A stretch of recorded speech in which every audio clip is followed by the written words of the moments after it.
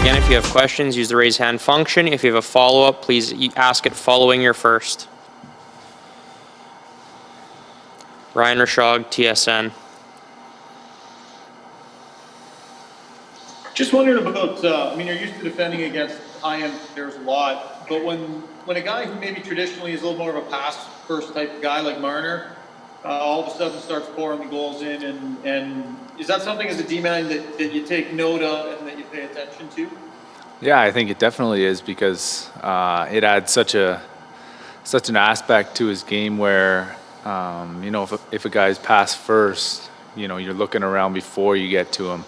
And when he starts shooting the puck more, it's obviously dangerous and something that we have to take note of here for tonight. View this game in some ways as a measuring stick. Like, they're obviously off to a really good start. You guys have had some moments, but are still trying to find it. So is this a pretty good test for you guys to have to try and find it? Yeah, I think it's a good test. But every night in this North Division's a good test. Like, you see teams who are struggling and then all of a sudden have a breakthrough. Look at Vancouver, had a couple tough games, and now they're rolling. So I think any night you come out that these teams, like all of us in this North Division, are really competitive, and every night's going to be a big test. Reed Wilkins, 630 Ched. Thanks, Sean. Hi, Slater. I wonder if you could just tell us about the last couple of days. It seemed like you were playing pretty well, but you were asked to sit out the last game. Can you just maybe tell us about dealing with that and now hopping back in tonight? Well, I think it's obviously tough when you're not playing. I can only control what I can control, and whether it's I look at it as a extra day's rest, or getting my body feeling back to 100%, then that's what I have to take it as. And it's never easy watching the games. I want to be out there helping my teammates, doing whatever I can, but it is what it is, and I'm back now. Jim Matheson, Post Media. Couple of things, Slater. We talked about Marner. What makes Matthews' shot so difficult? And the other question I have for you is, you've moved all over. You've been left side, right side, different partners. This is somewhat different than Chicago last year, where you're kind of lining up with Mata for an awful lot of games. Well, the first part of your question, Matthews has a world-class shot. Anytime he shoots it. I think one thing he does specifically well is his pull and drag, where he really changes the angle of his shot. Like, when I go down to block a shot, I'm kind of reading his blade or reading where the guy is trying to shoot it. So when he pulls it back like that and you're already committed to a block, it's really tough to defend. So we'll have to be aware of that tonight. And as for moving around with different partners, I think I started there with Barry. We had some good games, and good to play with him. And then I moved to Doc for a game, and then I moved to Lars. So I've kind of been a little bit of a rover, and but anytime I get in the lineup, it's a blessing, and grateful for the opportunity. Thank you. Rob Chichkowski, Post Media. Hey, Slater. The taxi squad is obviously a sort of a new innovation this year, where coaches have a lot more players at their disposal, and the result is a lot of quick lineup changes. I wondered if that kind of, the players feel an urgency, not necessarily looking over your shoulder, but knowing that there are a bunch of players there ready to take your spot. Well, I think it adds some healthy competition. When we're in practice, we don't have many practice days, so it's about showing what you can in those times, and really bearing down. And when you get in the games, it's tough when people say that you have one shot to really do it. It's who knows the flow of the game? Who knows what's going to happen? Like, there might be bad bounces, or there might be just fluky plays throughout the game. So you got to just take those as they come, and just be ready at any time. And but don't let it affect you, and don't let it affect your day to day. It's we're all in this together, and we're trying to do something as a team. So you got to keep that positive mindset and just be the best person you can for your teammates. This is your 9th game in 16 days. I'm just wondering, fatigue levels. I know the schedule is more compressed, but the travel's a little better. Where does that balance fit with the players?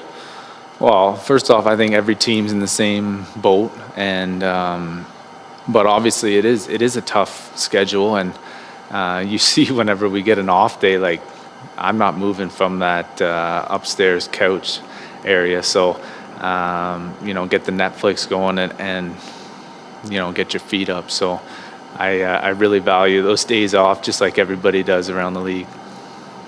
Jack Michael, 630 CHED Sportsnet. Slater, just one question, and that would be just kind of the perspective that you've brought to this chat. Are you better at that, especially shuttling, not necessarily in and out of lineup, you sat one game, but are you able to kind of see the bigger picture better than you did when you were trying to crack the Tampa lineup, let's say 4 or 5 years ago? I think it still hurts the same. Anytime that you're told you're taken out of the lineup, it's not easy, or you're not getting the chance tonight. It doesn't feel good, but I was telling some of the guys there on the taxi squad, I said, look, I was scratched 16 games in a row to start one season in Tampa, and then all of a sudden I got a chance and played 9 straight. It can just happen very quickly, and we've been fortunate this year without having injuries so far, knock on wood. But anyways, everybody just has to be ready, and I think I have a great support system at home that keeps my mind positive and keeps my spirits up. So I'm very thankful for that, and it helps me a lot. Jim Matheson, Post Media. One last thing for you, Slater. Last time the Oilers played Toronto, all the talk was about Matthews and Conor, and then Marner and Leon. As a defenseman, are you expecting when you're talking about those players that all of a sudden it might just be a total jailbreak and it might be a 6-5 game?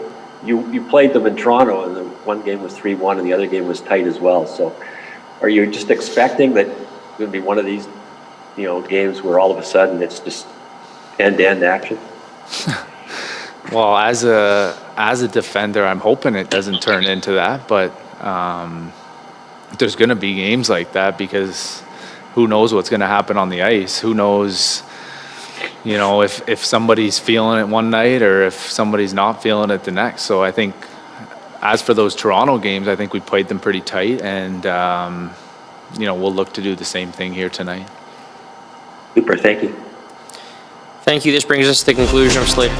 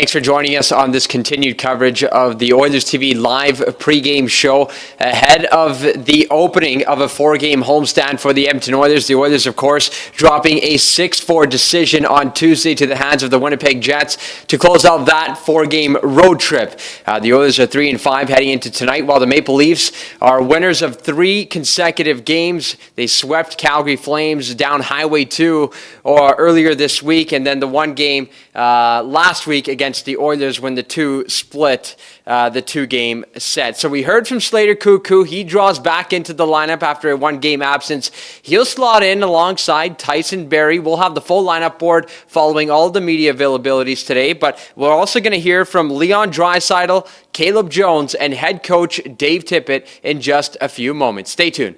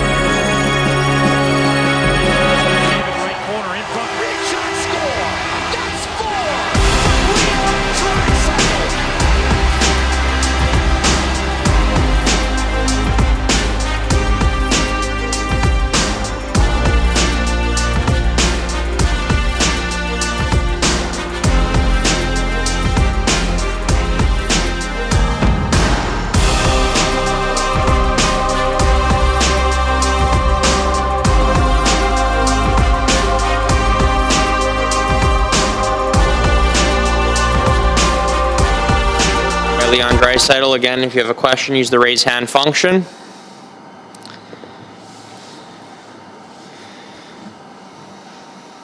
Ryan Rashog, TSN.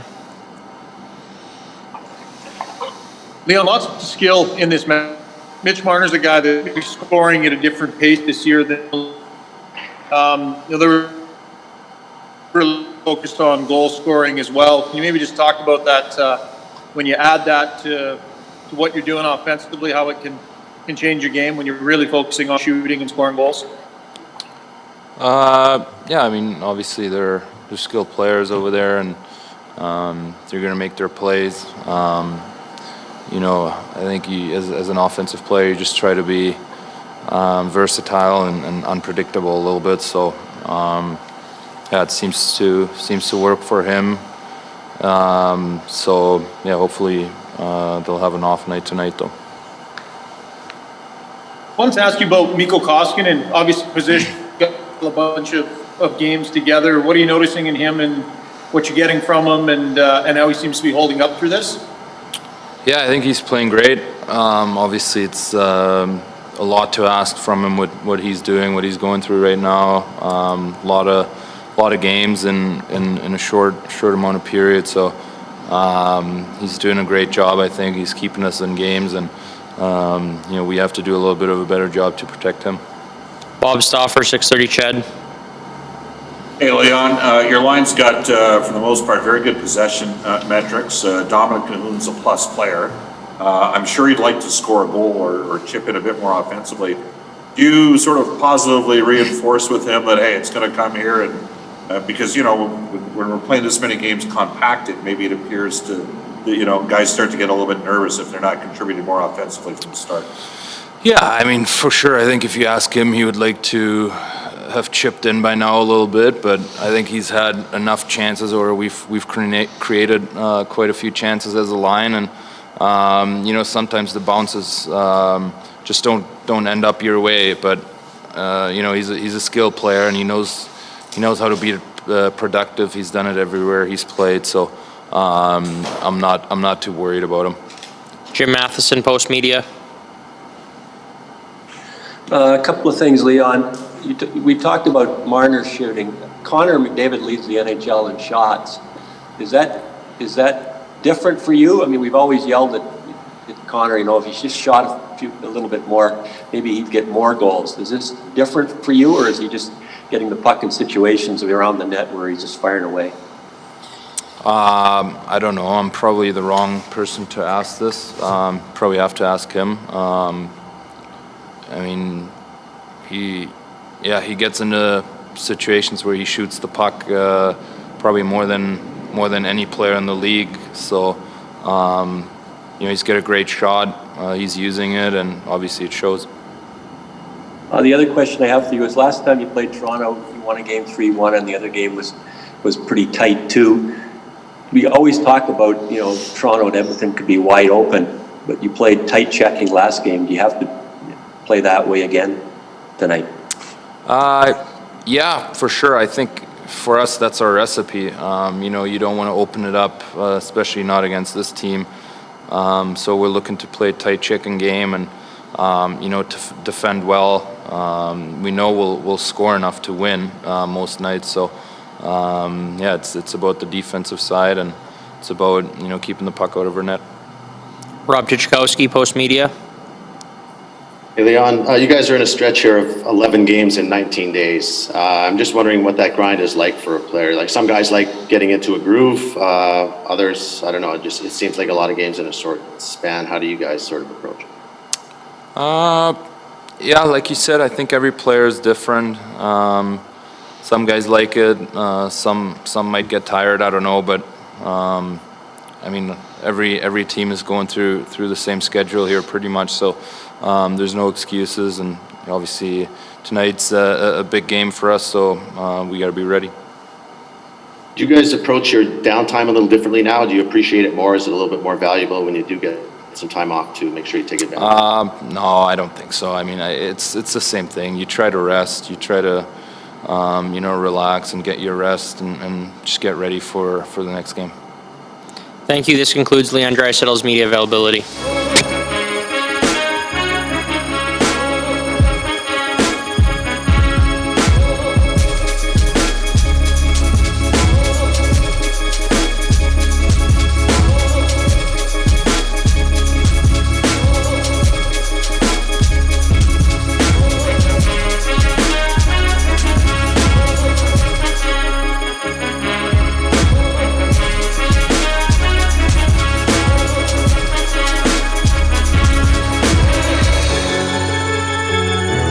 Caleb Jones. Bob Stauffer, 630 Ched, go ahead.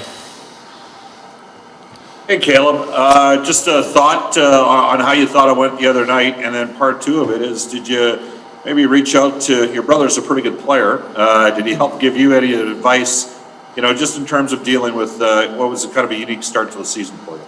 Yeah, I'll start with the last game. I think first two periods we played really well. I think the third, we got a little loose, and we got to keep getting better at trying to protect those leads. I thought personally, I think it was a solid game for me and Lars back there. I think it's a good game we can build off of, especially after the tough start. So I'm looking forward to that tonight. And I have talked to my brother a little bit. He kind of says stay positive. It's a weird year with all the hockey being played, and it's a little bit of a marathon, but at the same time, with only 56 games, it's going to be a sprint. So you got to kind of get up and going. And he just told me to trust myself, relax, and kind of calm down out there. And I thought I did a good job of that last game. Jim Matheson, Post Media. You talked about that, Caleb. With all the defensemen this year, but 9 defensemen you're carrying in the taxi squad, is it normally you would have 6 or 7, no more than 7 on a 23-man roster? So you're probably playing every night. Are you a little more unsure now? If you have a couple of bad games, maybe I'm coming out because we got all these taxi squad players? Yeah, it's the NHL. If you're not playing well, there's a lot of hungry guys, especially in a weird year like this with the taxi squad. That there's a lot of hungry, 9D, and all 9 guys want to be in there playing. And you got to show up every night and prove to the coaches that you can consistently go out there and get the job done. And like I said, I think I did a good job of that last game, and I got to keep my consistency up and keep coming out and just building my game every night. And with all the guys, it's going to create good competition. That's always a good thing for a team to have. One other question about Matthews' shot. He seems to be able to change the angle on his shots. Is that different for a defenseman? Yeah, you think you have your stick there, and then he's real good at pulling it into his body and kind of releasing it. And he's proven he can score from anywhere really on the ice. So you just got to make sure you try to take away his space and not let him get into those dangerous scoring positions. Rob Tychkowski, Post Media. They say watching a game from upstairs will help a player, just take a different perspective on things. I'm just wondering, is that a thing? Does that really help when you sit out and watch from upstairs? And is it more of a physical thing or a mental thing when you're out of the lineup that needs to be shaken up a bit? It definitely helps. I think, when you get that perspective from up top, you things slow down and you can kind of really see the plays that you need to be making and the ones that you're missing.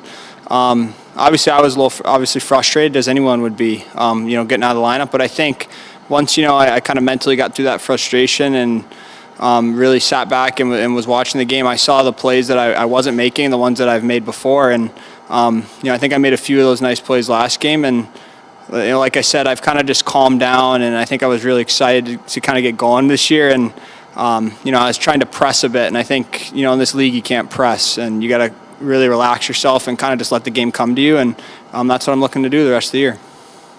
Is that a big part of the battle when you're out of the lineup, is to not take it the wrong way and not get upset by it and try and somehow view it as a positive?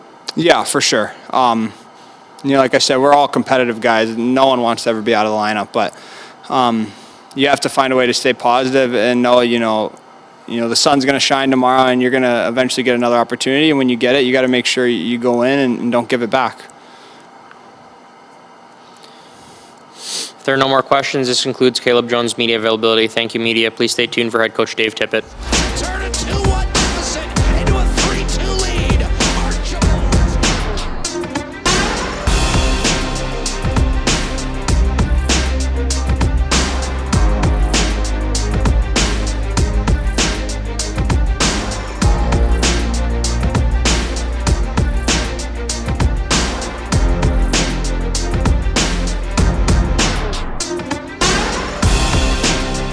Joined by head coach Dave Tippett. Start with Ryan Rishaug, TSN. Dave, can you hear me okay? Sure can, yeah. Okay, thanks. Just wanted to ask about Mikko Koskinen and what you've seen from him and how he's handling the workload. Obviously, the situation you guys are in isn't ideal, but what do you sense from him and how he's managing it and how he's playing through it? He says he's feeling strong, physically, mentally. We're trying to make sure that he gets enough rest in between games, but so far so good. He's, it's early in the year. You'd, if you're in a stretch where you're playing 7 games in 11 days or something like that. We haven't been to that yet, but so far so good. Hopefully, Schmitty looks like he's a little ways off yet, so we'll see. Hopefully he holds up as well as he has. With Matthews and the way he can shoot the puck, Marner's piling in some goals here. What's the best way for your defensemen to be defending against these shooters specifically? Well, there's two ways to defend. You can have the puck and make them chase it and keep the puck, or else if you got to defend, you got to be hard. Under sticks, you got to take time and space away. So two sides of it. Make them defend, you can defend well when you have the puck. That means they can't score, and when you don't have it, you got to defend hard. Bob Stauffer, 6:30 Chad. Hey, Dave, you're playing the Leafs. They can skate. You made some changes in your bottom six. Just a thought on what you're hoping to see out of Nygaard and Shore. Who look like they're in based on morning skate today. You know what? We're looking for some stability down there, and we're looking for people to come in and take those jobs and just secure them. And that mix hasn't presented itself yet. It's we need to find some chemistry of a group there. Nygaard brings us speed. Shore was real good for a couple games and had a couple tough games, so we gave him a break for a day or two, but we're looking for people to take that role and really run with it, and we're still trying to find that chemistry with it. So hopefully those guys come in and can give us a good game tonight. Nygaard has played a couple games. His tenacity and speed is a factor. So we're just looking for some stability if we can ever find it there. Thanks. Reed Wilkins, 6:30 Chad. Hi, Dave. Dave, 4 times this year, you guys have been scored on twice in less than 2 minutes. What would you like to see, perhaps, that you're not getting in terms of responses to goals against to prevent those going in bunches in the future? I don't think players think about, we just got scored on, we're scared to score on again. I think we just made some mistakes that have piled on a little bit, and there's different situations. If you could say, okay, this was the problem, then you'd fix it. But we've just made some mistakes that have hurt us, and some of it has come within a short amount of time. Now, that being said, there's mistakes that happen all the time in the game. You got to have the ability to clean some of those up, or your goaltender's got to clean them up. And speaking of goaltenders, just quickly, is there an update on the status or potential availability of Grosnick? Thank you. He's only been on the ice 1 day, so he'll get a full practice with us tomorrow. Or he skated today and yesterday, so he'll get a full practice with us tomorrow, and then we'll reevaluate where he's at after tomorrow. But he'd be gone a little over 2 weeks without being on the ice. Jim Matheson, Post Media. You would stay on that goaltender train. You've got a backup coming, back-to-back coming. Does that mean that you might play another goaltender? And you were talking about 7 games in 11 days. It does seem like 7 and 9 days. You're playing so often, but would you consider playing somebody else when you have a back-to-back? We'll see we'll just see how everything goes here. It just, depending on how Mikko's feeling, how he's playing, where we're at, it's, we're just going to take it game by game here. You mentioned about your fourth line. You'd like to get some stability there. You just keep moving people around. What did you not see from Carroll last game? We just need a line that can sustain. I don't know. You're just looking for a stability factor. And JJ's penalty killing is all right. Just the speed and tenacity in the game is something that can be a factor on that line. Jason Gregor, TSN 1260. Dave, looking in your defensive zone just as an overall team, some numbers from Sport Logic says you guys are struggling at giving up chances off the cycle and then in the slot. Does that match with what you chart? And if so, how do you start limiting those? It's a byproduct of not breaking out of our zone very well, turning pucks over below our goal line. When you're in battles below the goal line and you lose those battles or make a mistake with a puck back there, it ends up in front of your net most of the time, and that's where our area of trouble is.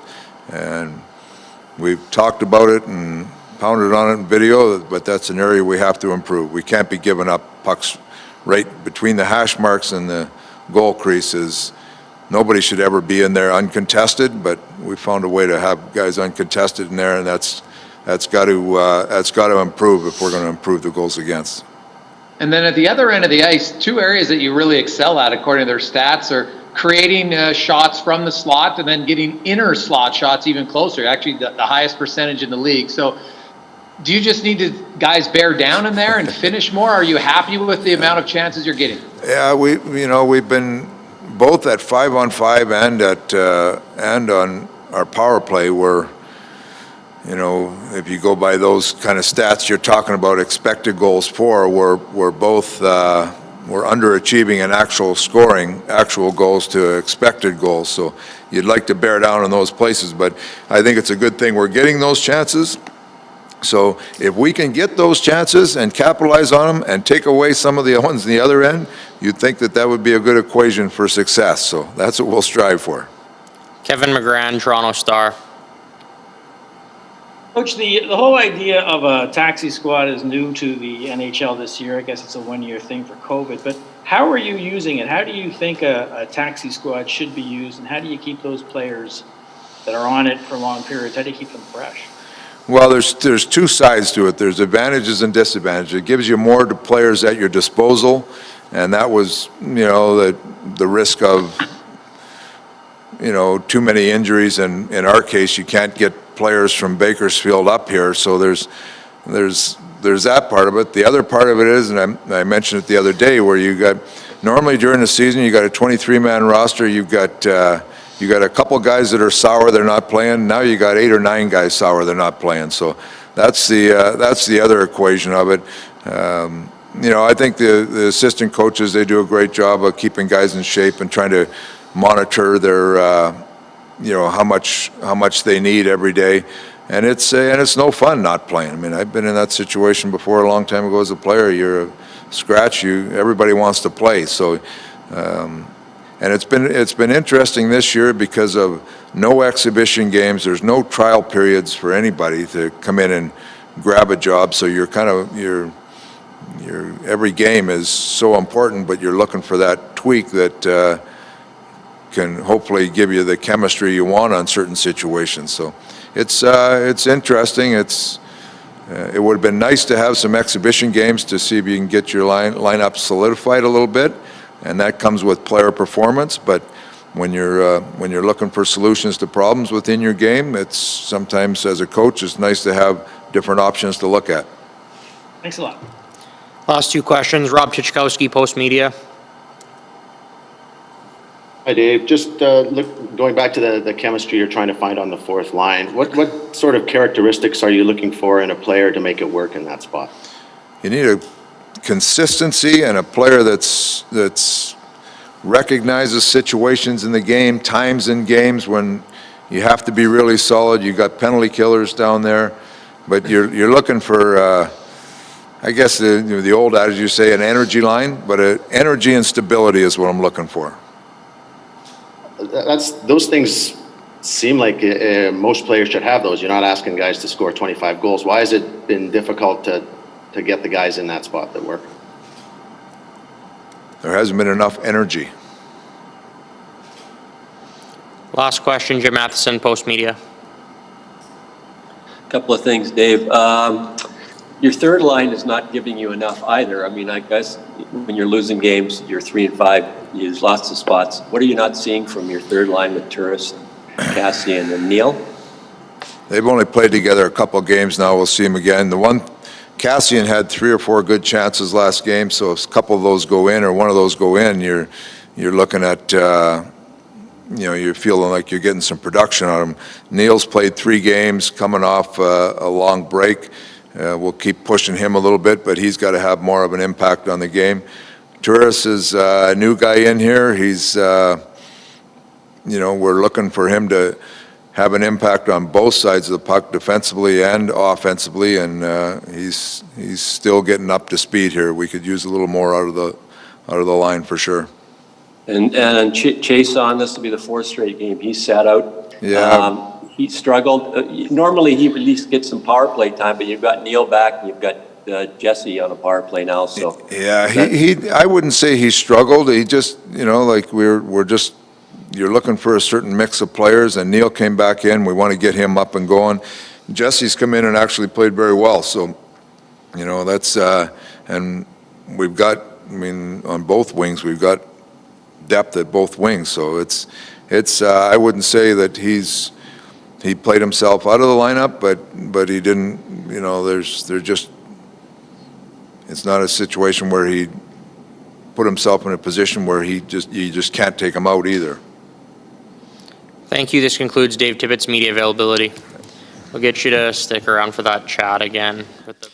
And there was Oilers head coach Dave Tippett speaking mainly about the lineup and how he mentioned that the Oilers are looking for more stability and energy throughout their lineup, particularly with the, I apologize, I'm just trying to turn off the TV here beside me, but particularly with the back end. And that's a big reason why Slater Koekkoek draws back in the lineup. As we'll take a look at the lineup right now, the top 9 of the Oilers forward are actually going to be the same as Tuesday's outing against Winnipeg. So you have Nugent Hopkins, McDavid, Puljujarvi, Cahoon, Draisaitl, Yamamoto, Neil, Turris, Kassian. No changes there. But on the 4th line, Joakim Nygard draws back in along with Devon Shore.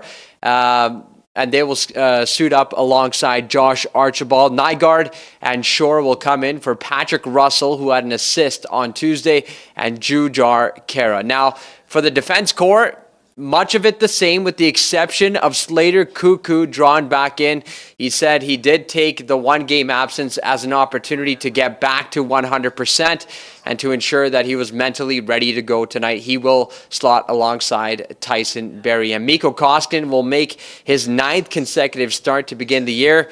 He got his first win against the Toronto Maple Leafs last week in his career. So it's the Oilers and the Leafs. They were slated to be one of 14 games on the schedule, but we just got word that the Vegas Golden Knights and St. Louis Blues game today has been postponed due to the coronavirus.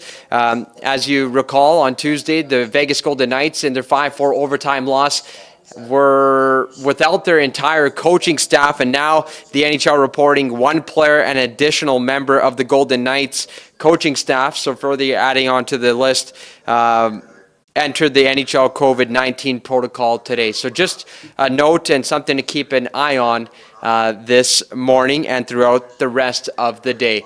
And before we log off for the Oilers TV live pregame show, I just want to mention the importance of today. Of course, we know it's Bell Let's Talk Day, but one thing that I personally want to say is may today serve as a reminder and not the exception. Let's check in on our loved ones, perhaps now more than ever, given what we all went through in 2020. So let's continue to do our part in ending the stigma around mental health illnesses and challenges today and every day. And on behalf of my producer, Brock Boot, I'm Tony Brar, signing off this morning for the Oilers TV live pregame show. Enjoy tonight's action.